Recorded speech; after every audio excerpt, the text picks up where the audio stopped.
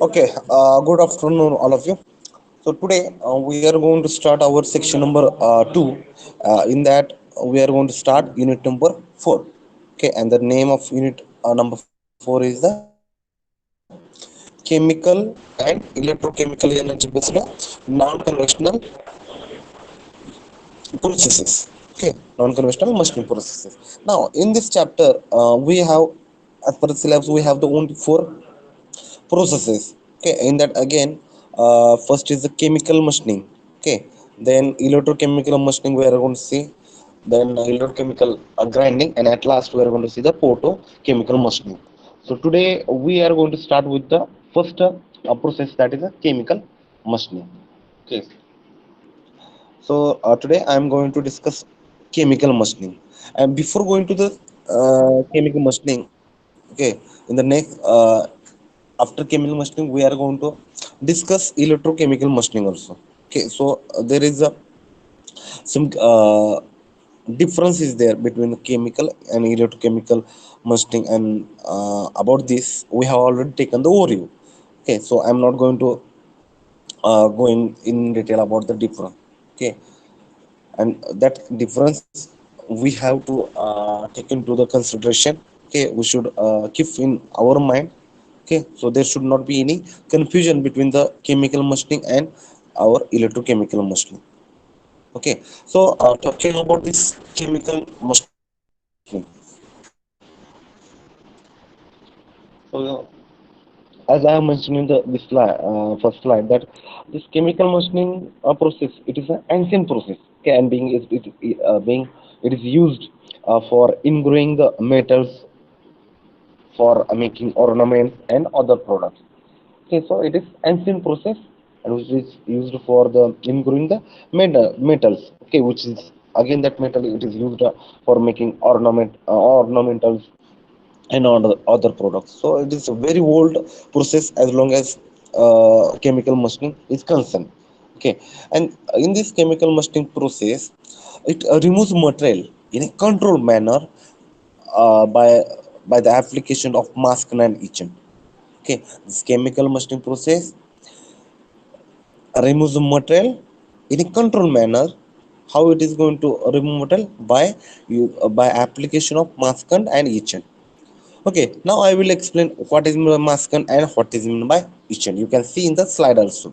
So now the function of maskant is that it does not allow etchant to reach and to react with the workpiece to dissolve it by chemical reaction. Okay, maskant function of maskant is it do not allow etchant to penetrate or to reach up to the your workpiece. Okay, so to do not allow etchant to penetrate and react with the workpiece for what purpose? To dissolve it. Okay, dissolve it. So that is the main function of the maskant. Okay, now while talking about the etchant, so etchant means what? It dissolve workpiece material by chemically action. Okay, so it dissolved workpiece material by chemically reacting with the your workpiece. Actually, this maskant and etchant both are the chemicals. Okay, but the function of both this maskant and etchant both are function is different. Okay, that point we have to keep in mind. Once again, I am repeating that maskant means what?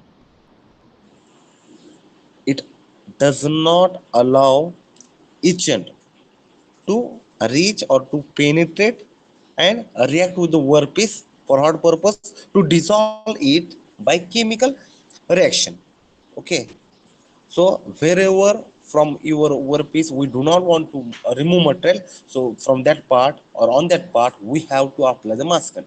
Okay, वर्कपीसच्या ज्या portion मधून आपल्या work material remove करायचं नाही त्या पोर्शनवर मास्कंड लावायचं. Okay, that simple the masked function. आणि वर्कपीसच्या ज्या सरफेसवरून किंवा ज्या पोर्शनवरून आपल्याला मटेरियल रिमूव्ह करायचंय तिथं इचंटची ऍक्शन होणार. Okay, so using or due to the application of etchant, it will dissolve your workpiece. Okay, and by dissolution, chemical dissolution, the material will be removed by chemical action from your workpiece. Okay, that is the function of the etchant. Okay, simple. So etchant dissolves your workpiece material by chemically reacting with your workpiece. Okay, now etchant, it reacts with the workpiece chemically and forms a new product. Okay, and it removes the metal from your workpiece. Okay, so this is just an introduction that we have to know. Okay, now there are some silent features are there of this chemical machining. Okay, so some here in this slide, some silent features of chemical machining are mentioned. Okay, so this is the first silent feature about the chemical machining is that this process or this machining process is applicable for shallow depth of removal of the metal. Okay, shallow depth of removal of the metal. Okay, again, that shallow depth may be 10 mm, 12 mm, or so as upper limit is there also. Okay, so second silent feature about this chemical machining is that it has low cost of tooling and equipment. It has low cost of tooling and equipment. Okay, and another that there is a low production run. That means production rate is not very high regarding this chemical machining, because lots of efforts made by the operator are involved here. Okay, that is also the point. Okay, lots of efforts made by operators, okay, that are involved. Okay, again, the material removal rate is quite low, as you can see. You'll get the material removal rate in the range of 0 mm per minute. Okay, just as an example, I'm saying a 0.1 mm per minute. Okay, again, the silent feature is that burr and trace free removal of the material. Burr and trace free removal of the material. So that is a silent feature of another that uh, complex designs. Okay, whatever the complex designs are there, so that can be machined or that can be prepared on the any component. Okay, or I can say complex shape components can be made by using this particular process. Okay, by using this particular process. Okay, again, in that, again, thin plates, as thin, here I have mentioned that point not 5. Okay, so that much thin plate, or you can call it as a 5 micron thin plate, can be machined by using this particular process. Okay, so these are the silent features. Now, before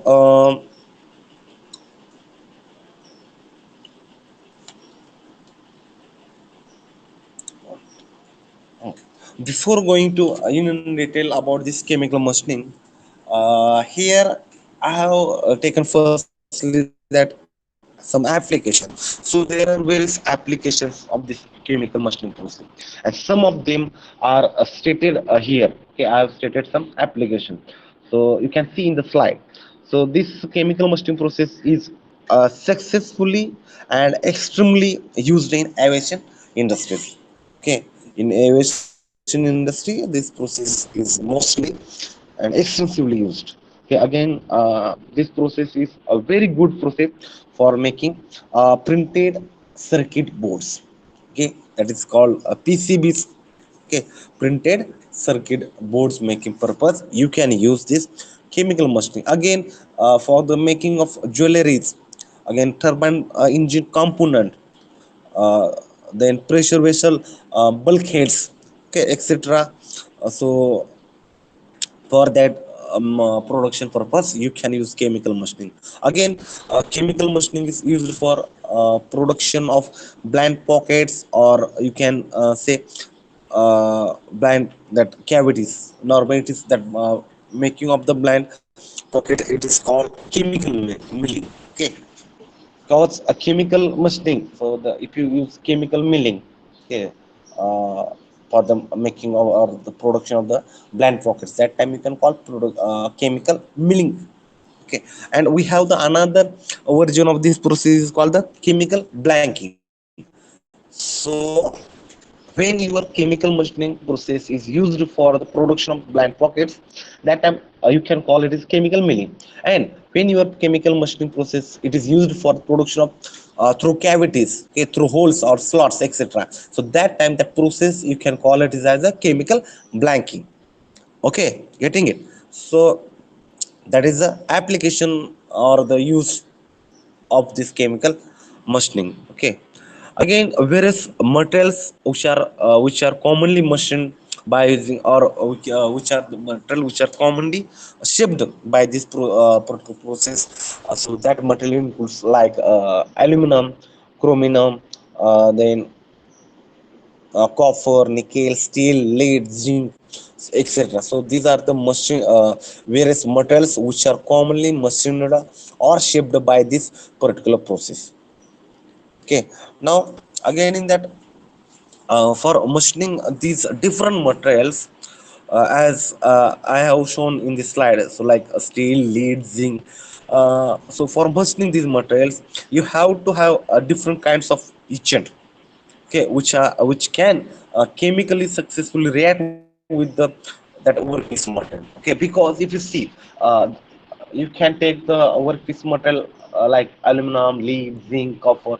So for different workpiece material to react chemically, we should choose particular etchant. Okay, so in the uh, next slide or in the second part of this chemical machining, I'm going to talk about how to choose etchant and which etchant you can use with respect to the your workpiece material. So for that purpose only here I have mentioned that for machining different workpiece material you have to have different kinds of agent which can chemically successfully react with the your workpiece material. Okay, same way again you also have to select appropriately masked also.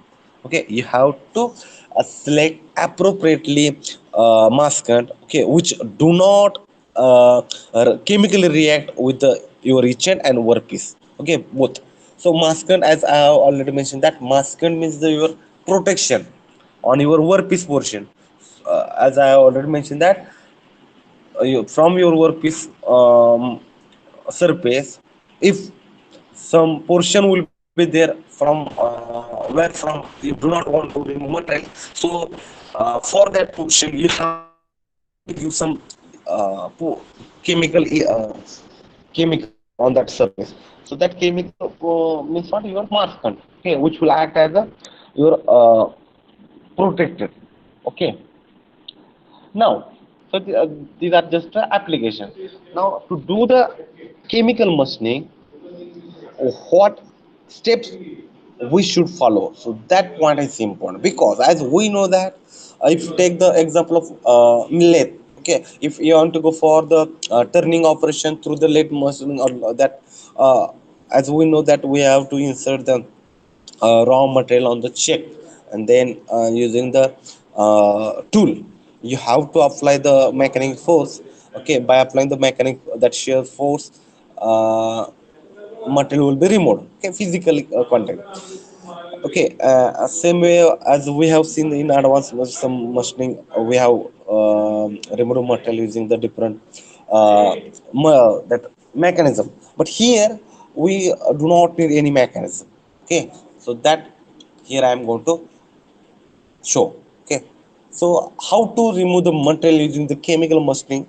So for that mechanism we can call here we have to follow some steps. So that steps to be followed, so here I have mentioned.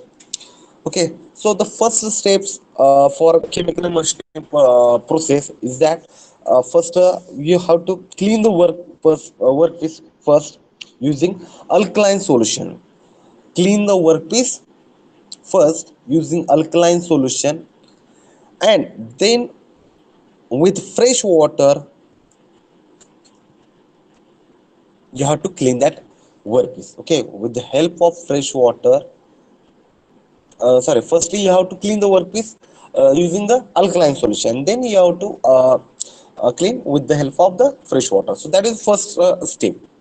Okay, so what why we have to go for the cleaning? Because whatever dust or other things are there on your workpiece, so they are separated out using the this cleaning operation, cleaning. Okay, so that each and by removing of the that dust particle or other things. Okay, so due to that, each one can directly react with the, your workpiece material. So that is the purpose of the cleaning the workpiece. Okay, so that patient can directly react with your workpiece model. Then a second step in this chemical machining is that apply the maskant coat by one of the following method. Apply the maskant, okay, by using the following method or by using one of the method. Now there are three main methods are there, okay, for application of the maskant. Okay, so that method I have mentioned here. First is the cut and peel method. Okay, maskant application method. So first is the cut and peel method. Then we have the second, that is the screen printing, and then we have photoregister maskant. Now this third one, photoresist maskant, it is also called photochemical machining. Okay, when I'm going to talk about the photoresist maskant, you will get that part. Why we are calling it as PCM? Okay, photochemical machining. Okay, so we have to apply maskant on the workpiece wherever it is required. So that to apply that maskant, we have to choose the one of the method. Okay, out of these three. Okay, so you should know which are the methods. So first is the cut and fill method. The same. Second is the screen printing method, and third is the photoregister maskant method. Okay, so maskant, as I have just mentioned that you can that maskant can be applied in three ways as shown over here. Okay, now you can see in this basic figure. Okay, showing principle, I can call basic principle showing this figure. Okay, now you can see here. Okay, in this actually through this figure I can explain very well this working principle of the chemical machining or steps for the setup for the chemical machining. Now you can see in this slide, here you have the etchant. Here we have the etchant.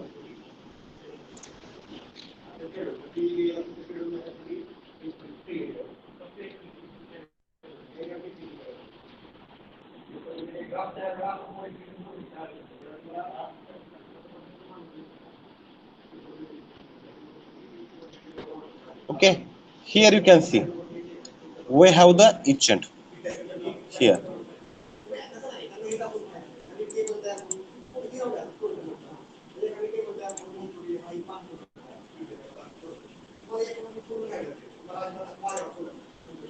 Okay, so this is a etchant.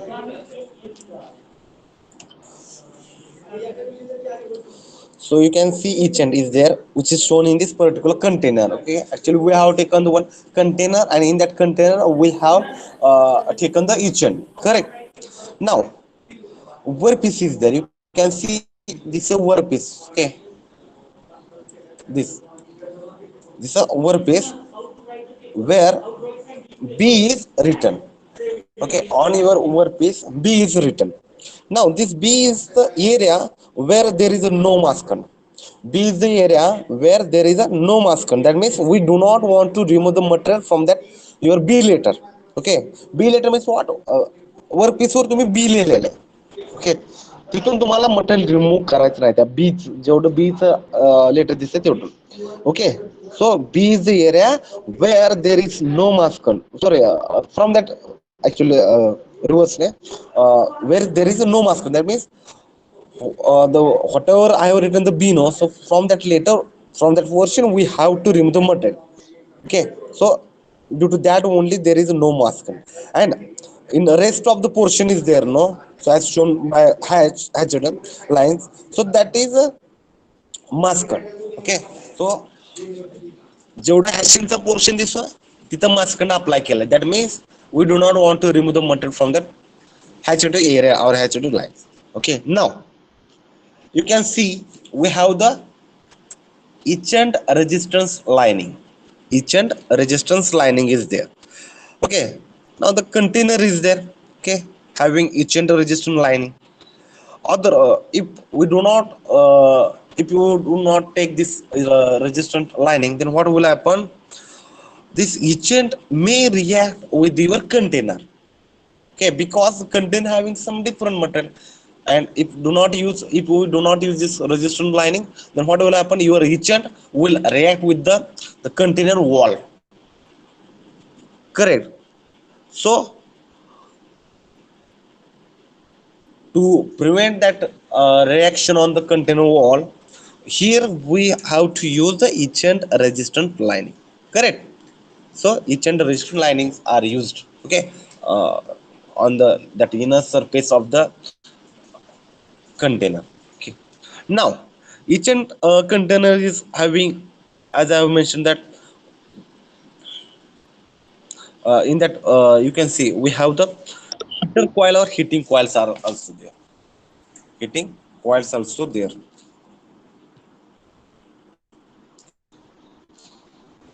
Now I will talk about that why to use this heater coil. Okay, you can see we have the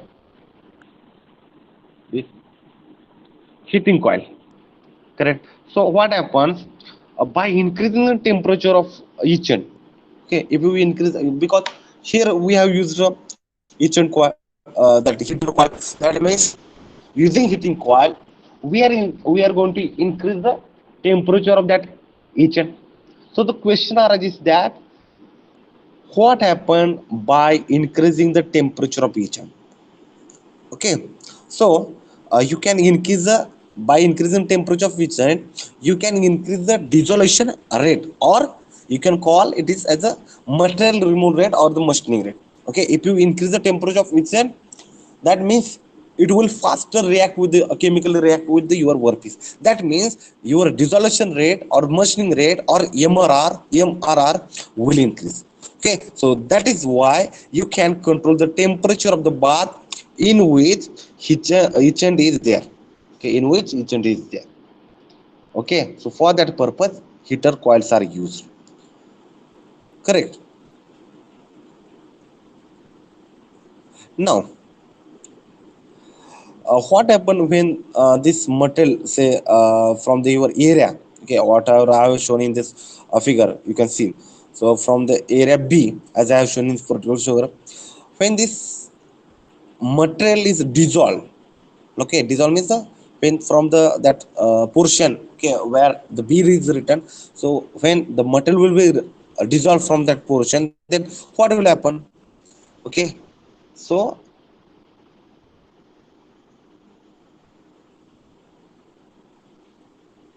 when that chemical reaction between your etchant and the your workpiece is there, no, so when it will start, that time the material from the B portion will be removed. That means chemical dissolution will take place, and on that your workpiece, the after removal of the material from the B letter, there will be some